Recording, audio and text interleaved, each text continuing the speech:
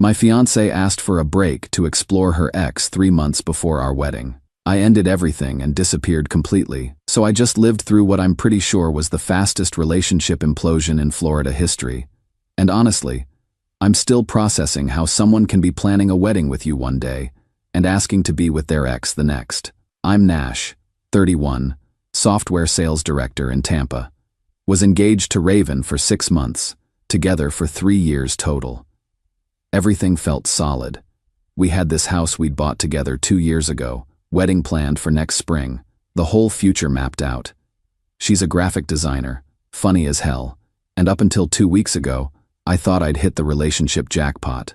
We met at this networking event downtown. She was there promoting her freelance design work. I was there because my company was sponsoring it. She had this energy that just drew people in, confident, creative, always had something interesting to say. We started talking about her latest project, some rebranding work for a local restaurant, and I found myself genuinely interested in the creative process. Our first few dates were incredible. She'd show me these design concepts she was working on, explain the psychology behind color choices and typography. I'd never thought about how much strategy goes into making something look effortless. Meanwhile, I was telling her about my work in software sales, the challenge of building relationships with clients, understanding what they actually need versus what they think they need. We just clicked. She laughed at my terrible jokes. I appreciated her artistic perspective on everything. She'd drag me to gallery openings and I'd take her to baseball games. It felt balanced, like we were both bringing something unique to the relationship. The house we bought together was this perfect little place in South Tampa. 3 bedrooms, nice yard, walking distance to some great restaurants. We spent months picking out furniture together, arguing over paint colors in the most pleasant way possible. She wanted this bold accent wall in the living room. I was worried it would be too much. We compromised on something that ended up looking amazing. I remember the day we got the keys, sitting on the floor of our empty living room drinking champagne from coffee mugs because we hadn't unpacked the wine glasses yet. "This is ours," she said, and the way she looked at me when she said it made me certain I wanted to spend my life with her. The engagement happened about 18 months after we moved in together.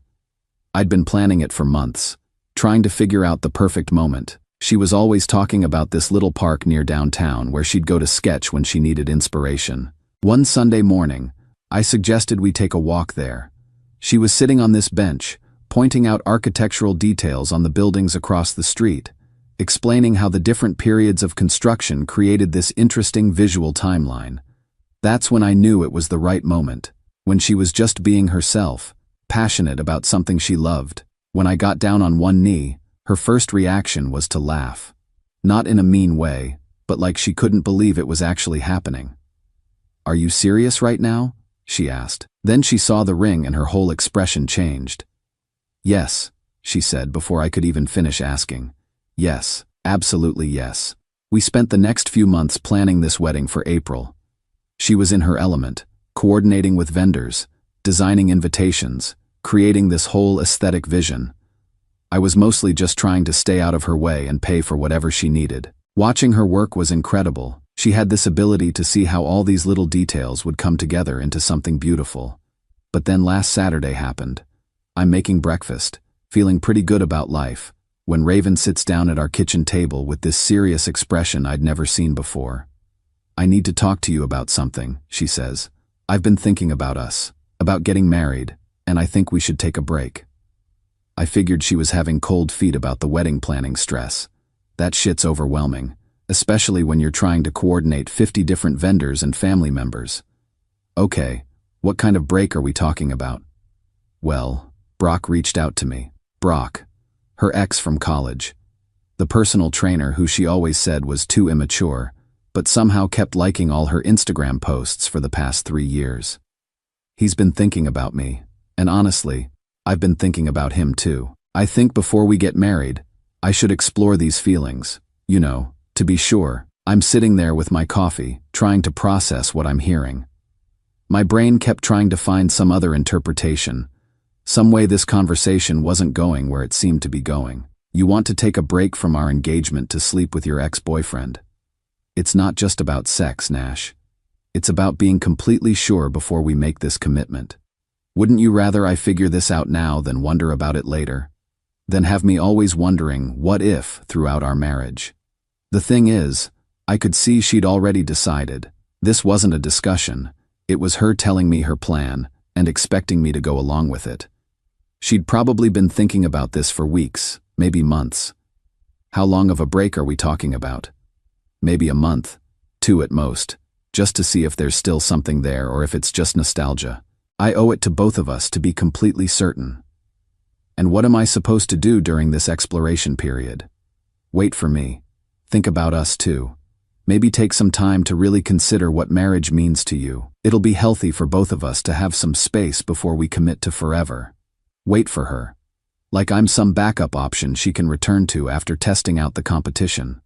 Like our 3 years together, our house, our engagement, our wedding planning. Like none of that mattered enough to make her sure. That's when something clicked for me. I'd been in a relationship before where I was the safety net, the reliable option someone kept around while they figured out what they really wanted. I swore I'd never do that again. The moment someone asks you to wait while they figure out if they want you, they've already answered the question. No, I said. No what? No breaks. We're either committed to getting married or we're not. If you want to explore other people, then we're done. Her face went white. Nash, that's not fair. I'm trying to be honest with you about my feelings instead of just wondering forever or worse, cheating on you. And I'm being honest about mine. I won't be anyone's backup plan. She started crying, saying I was being unreasonable, that she loved me but needed to be sure, that Brock had reached out and it brought up all these old feelings she thought were resolved, that it was better to deal with this now than let it poison our marriage later. But here's what I'd learned from experience. When someone tells you they need to check if the grass is greener elsewhere, they've already checked out of your relationship. The moment she entertained Brock's contact instead of shutting it down immediately, she'd made her choice. I took off my ring and put it on the table. The engagement is over. You can't be serious. Dead serious. Call Brock. Tell him he won whatever game he was playing. She kept crying, kept trying to explain that this wasn't what she wanted, that she just needed to be completely sure. But I was done listening to explanations for why our 3 years together wasn't enough to make her certain about me. I spent the rest of that day calling vendors. The photographer, the florist, the caterer, the venue coordinator. Most of them were understanding. Some had cancellation fees, but I didn't care. My brother Sterling came over that evening to help me start the logistics of untangling a shared life. You sure about this? He asked while we were boxing up some of my clothes. She asked me to wait while she sleeps with another guy. What exactly am I supposed to be unsure about? That pretty much settled it for him too. Sterling had never been Raven's biggest fan anyway. Not because he disliked her, but because he said she always seemed like she was looking for something better, even when things were good. By Sunday night, our house was on the market and I'd called my company about transferring to another office. The Austin territory had been open for months, and suddenly that seemed like exactly the fresh start I needed. Update 1. So after I posted originally, things moved fast. I got a cash offer on the house within 48 hours from some investors who were flipping properties in our neighborhood. About $15,000 below market value, but I didn't care. I wanted out quickly and cleanly. Raven was staying at her friend Madison's place during all this, still thinking I was just being dramatic and would calm down once I processed what she was asking for. Madison had been texting me, trying to play mediator. She really loves you, she kept saying. She's just scared of making the wrong choice. Can't you guys work this out? But that's exactly the problem. If you're scared of choosing me, then don't choose me. I'm not interested in being someone's reluctant decision. The buyers wanted to close by Friday. I said yes immediately. Sterling took 3 days off work to help me pack everything I wanted to keep. We donated most of the furniture, too much hassle to move it cross-country, and honestly, I didn't want reminders of that life anyway.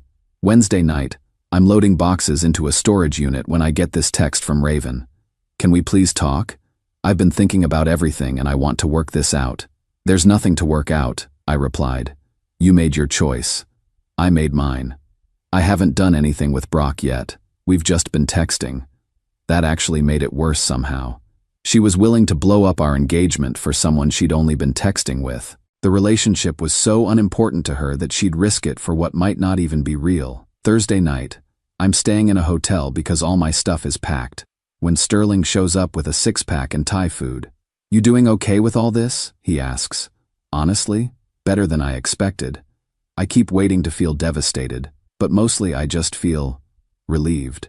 Relieved how? Like I've been holding my breath for months without realizing it, always wondering if I was doing enough to keep her interested, if I was exciting enough, stable enough, whatever enough.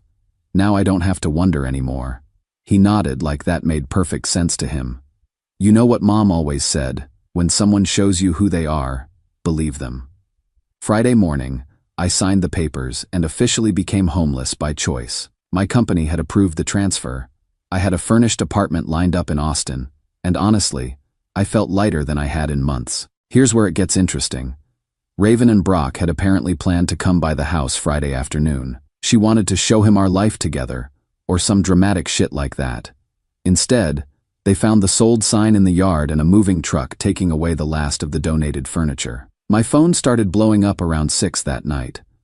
Panicked voicemails, texts saying she'd made a terrible mistake, begging me to call her back. But I was already 3 hours into the drive to Austin, listening to podcasts and honestly feeling excited about starting over. "I thought you were just trying to scare me," one voicemail said. "I didn't think you'd actually leave. We can fix this. I choose you, Nash. I choose us." But that's the thing. I didn't want to be chosen by someone who had to think about it. I wanted to be with someone who was sure about me the way I'd been sure about her. Sterling had been fielding calls from Raven's friends and family. Her mom called him, crying, asking what happened. When he explained the situation, she went quiet for a long time. She asked him to wait while she what? Her mom finally asked. Explored her feelings for her ex-boyfriend. Oh honey, that boy was right to leave. Even Raven's own mother understood why I'd walked away. That told me everything I needed to know about how reasonable my reaction had been. By Sunday, I was settled in my new apartment in Austin, with a view of downtown and plans to start my new territory Monday morning. Sterling sent me updates throughout the weekend. Raven showing up at his place, demanding to know where I'd gone, crying about how she'd never meant for this to happen. But it did happen. She'd made a series of choices that led directly to this outcome, and now she was surprised by the consequences. The best part? I found out through mutual friends that Brock had started backing off the moment he realized she was actually available. Turns out he was more interested in the chase than the catch. Classic move from a guy who gets off on interfering with other people's relationships. 2 weeks in Austin and I was already building a routine. Found a good gym, discovered some great restaurants, started exploring the city. For the first time in months, I wasn't anxious about anything. I was just living. Update 2. Been a crazy few months. Sorry for the delayed update. Work's been incredible.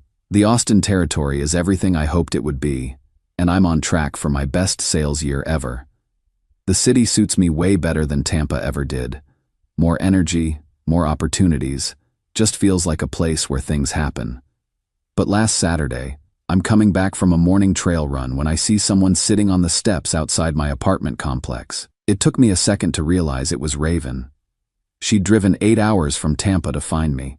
I have no idea how she got my address, probably through mutual connections at work, or maybe she hired someone to track me down. Either way, the dedication to showing up unannounced was both impressive and concerning. "We need to talk," she says, standing up as I approach. She looked terrible, like she hadn't been sleeping well for months. Dark circles under her eyes, hair that needed attention, just generally worn down. "No, we don't. Nash, please. I made a mistake. The biggest mistake of my life. I let her into my apartment because I didn't want to have this conversation where my neighbors could hear it. But I made it clear this wasn't about reconciliation." She looked around my place. "It's smaller than our old house, but has better light, more personality. This is nice," she said, like she was surprised I could set up a decent living space without her. "What do you want, Raven?" "I want to fix this. I want us back." She launched into this whole explanation about how she'd been scared, how Brock had manipulated her by saying she was settling for me, that she'd always wonder if she was missing out if she didn't explore her feelings. Classic manipulation tactics that worked because she wanted them to work. It lasted 2 weeks, Nash. 2 weeks and he was completely done with me. You were right about everything. I know I was right. That's why I left. She tried to explain that she'd realized what she'd lost, that every day since I left had been horrible, that she couldn't eat or sleep or focus on work. Her design business had suffered because she couldn't concentrate on client projects. I've been seeing a therapist, she said, working on my fear of commitment, my tendency to self-sabotage when things get too real. Good for you. That's important work. I want to do it with you. I want us to go to counseling together and rebuild what we had. The thing is, sitting there listening to her, I realized I didn't want what we'd had. What we'd had was me constantly working to keep her interested while she kept one foot out the door. That's not love. That's just fear of being alone. I love you, she kept saying. I've always loved you. I just got confused. You love the security I represent. There's a difference. She offered everything, moving to Austin, signing a prenup, whatever I wanted. She'd give up her business in Tampa, start over here, prove that she was serious about us. But the damage was done. She'd shown me that when things got real, when commitment actually meant something, her first instinct was to run toward someone else. That's not something therapy fixes. That's someone's character. I'm not the same person who left Tampa, I told her, and you're not the person I thought I was marrying. We both learned something important about who we really are. The conversation lasted about 2 hours. She cried, she pleaded, she promised things would be different. But I felt nothing except sadness for her. Not anger, not longing, just this deep sadness that she'd thrown away something real for something that was never going to work out. When she finally left, I watched her drive away from my balcony. Part of me expected to feel something, regret, second thoughts, anything. Instead, I just felt grateful that I'd trusted my instincts and gotten out when I did. I found out later through Sterling that she'd been telling people in Tampa that I'd abandoned her, that I'd left without even trying to work things out. But her own family wasn't buying that narrative. Her dad had apparently told her she'd thrown away the best thing that ever happened to her for a fantasy. Her mom had been calling Sterling periodically, apologizing for her daughter's behavior and asking if there was any way to fix things. Nash was perfect for her, she kept saying. She'll never find another man like him. But that's not my problem anymore. Final update, it's been a full year since I left Tampa, and I figured I'd close the loop on this whole story since some people have been asking for updates in my DMs. Life in Austin has been incredible. The sales territory here is more competitive, but also more lucrative. I'm making about 30% more than I was in Tampa, and the cost of living is roughly the same. The city just fits my personality better. More outdoor activities, better food scene, people who are ambitious without being cutthroat about it. I met someone about 6 months ago. Her name's Claire. She's a marketing director for a tech startup downtown. We met at this networking event, similar to how I met Raven actually, but the energy was completely different. Where Raven always seemed like she was performing, Claire is just authentically herself in every situation. She makes decisions and sticks with them. She doesn't need to explore her options because she's confident in her choices. When I told her about the Raven situation, her response was simple. Thank God she did you that favor. The difference is night and day. Being with someone who actually wants to be with you, without hesitation or conditions, changes everything about how you experience relationships. I'm not constantly wondering if I'm doing enough to keep her interested because she chose me deliberately and continues choosing me every day. Raven reached out one more time, on what would have been our wedding date. Just a text saying she still thought about me every day and hoped I was happy. I blocked her number after that. Some conversations don't need to happen. Through Sterling and a few mutual connections, I've heard pieces of what her life looks like now. The pattern I predicted basically played out exactly. She's had several relationships since Brock, but none of them last more than a few months. Word gets around in Tampa's social circles, and when guys hear she left her fiancé for her ex, they see red flags. Her design business struggled for a while after I left. Losing focus on client work during the whole drama cost her a few big accounts. She ended up having to take a part-time job at an agency to make ends meet while rebuilding her freelance portfolio. Her family relationships are still strained. Her parents were planning to contribute significantly to our wedding and were pretty upset about losing that money. More importantly, they'd grown attached to me over the 3 years we were together, and having to explain to their friends why their daughter called off her engagement was embarrassing for them. Her dad had apparently been looking forward to having a son-in-law who was stable and successful. She had the perfect setup, he told Sterling during one of their occasional conversations. House, good man, future planned out. And she threw it away for what? Some guy from her past who didn't even want her. Professionally, the story followed her around Tampa's relatively small professional community. She lost a few clients when word spread about what happened. People in relationship-based businesses don't love working with someone whose personal life involves that level of poor judgment. But the most telling part is her dating life. She's been trying to find something serious for over a year now, but she's developed this reputation as someone who doesn't know what she wants. The guys she dates hear about the engagement story and decide they don't want to invest in someone who might suddenly decide to explore her feelings with an ex. Multiple friends have told Sterling that guys in their circle refer to her as that girl who left her fiancé for her ex.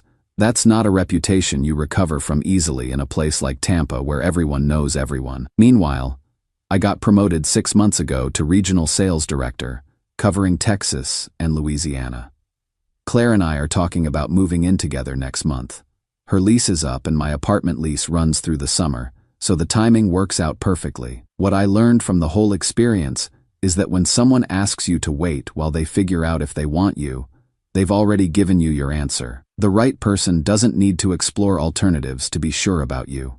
I think about my dad sometimes, how he always told me that actions reveal priorities better than words ever could. Raven's actions told me that when faced with a choice between our future and immediate gratification, she picked gratification without much consideration for the consequences. That's not someone you build a life with. That's someone who will always be looking for the next exciting thing, the next possibility that might be better than what they have.